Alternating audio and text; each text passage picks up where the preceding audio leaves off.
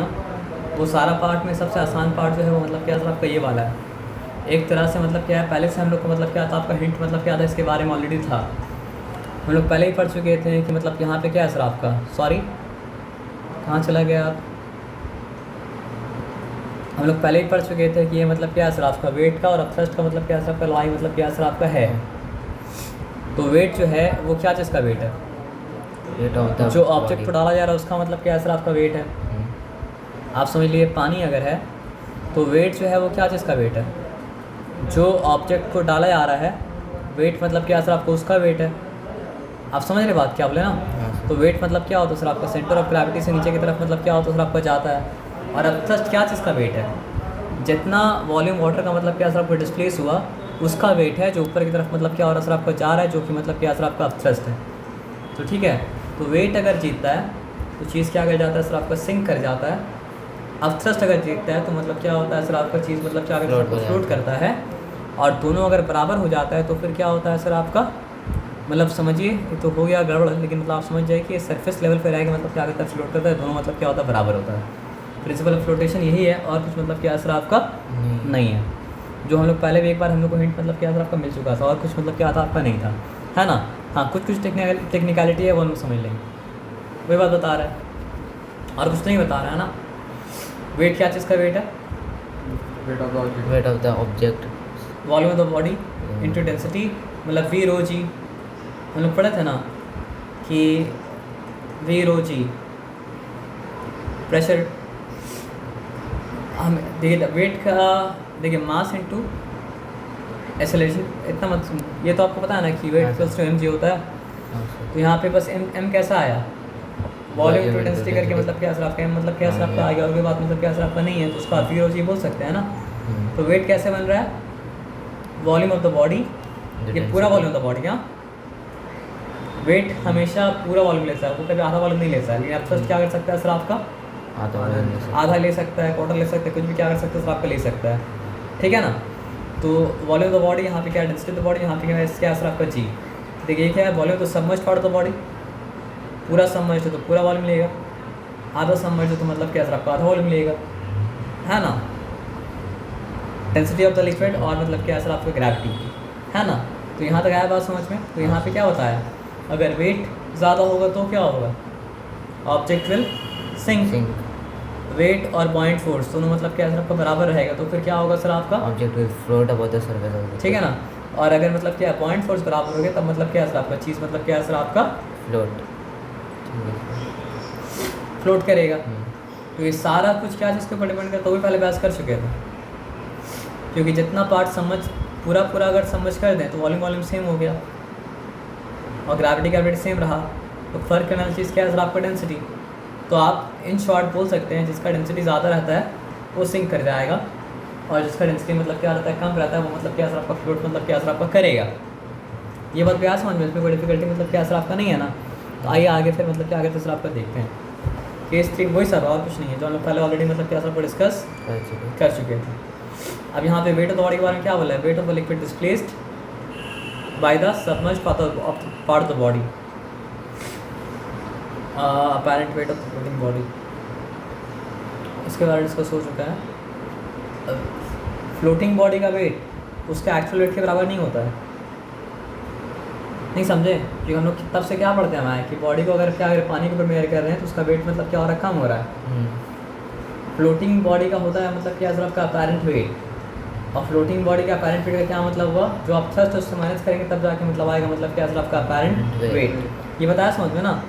तो यहाँ पे क्या लिखा है, weight of floating body is equal to the weight of the liquid displaced by its submerged part. तो अब थ्रस्ट किसके बराबर था, देखिए सिंपल बात, फ्लोटिंग बॉडी का वेट में से अब थ्रस्ट का वेट मतलब क्या हो रहा है सर आपका, माइनस हो रहा है।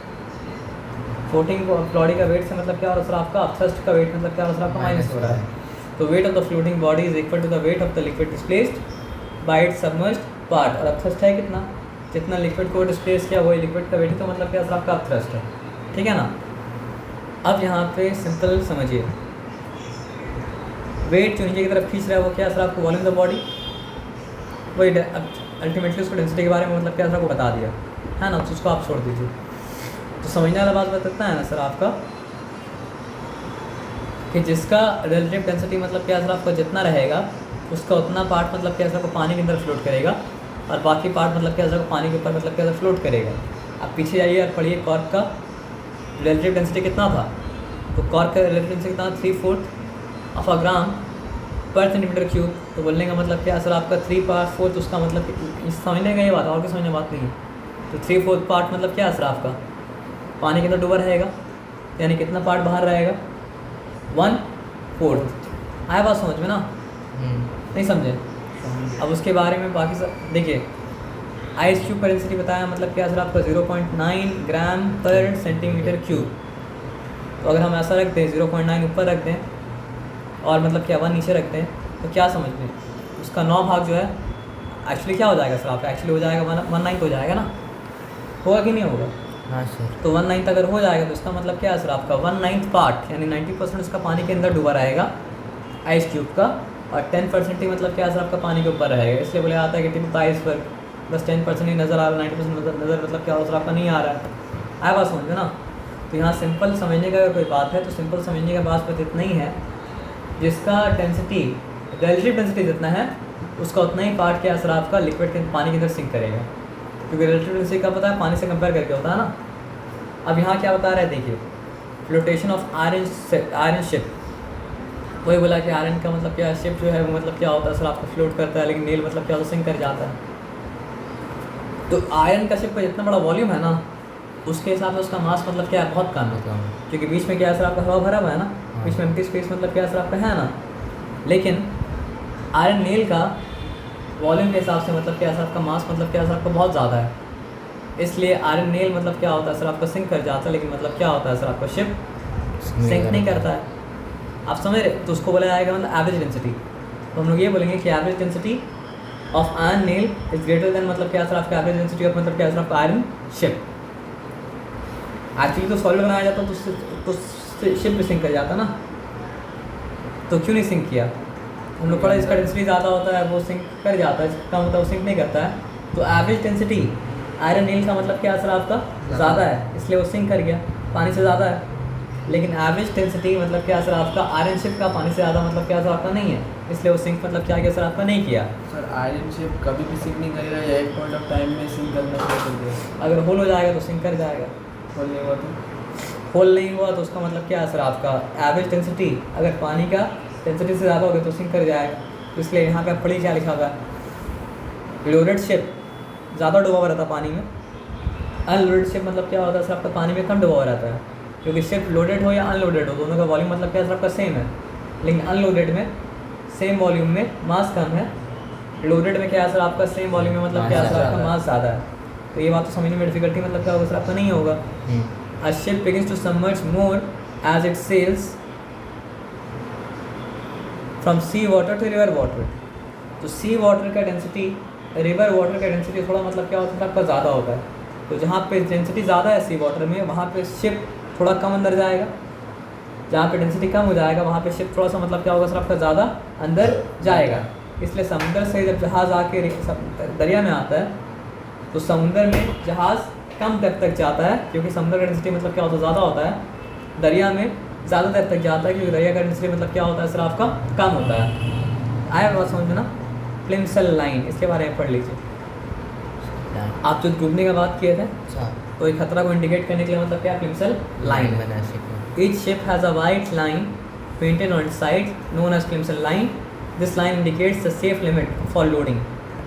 ज़्यादा लोड कर देगा तो एवरेज डेंसिटी मतलब क्या सर आपका बढ़ जाएगा तो मतलब क्या सिंक कर जाएगा। तो आपका सवाल का जवाब यहाँ पे मतलब क्या सर आपका है। तो वाटर का डेंसिटी क्या होता है सर आपका 10⁻³ किलोग्राम पर मीटर क्यूब। तो इससे ज़्यादा डेंसिटी अगर होगा तो डूब जाएगा, तो उसको ध्यान से डालना पड़ता है ताकि डूबे नहीं, करीब भी नहीं आना है, इससे बहुत दूर रहना पड़ता है। फालतू का प्लिमसेल लाइन का रिस्क क्यों लेंगे, क्योंकि कहीं पर डेंसिटी कम हो कहीं पर ज़्यादा होगा पानी का है ना, तो उससे थोड़ा दूर रहना ही मतलब क्या सर आपका बेहतर है।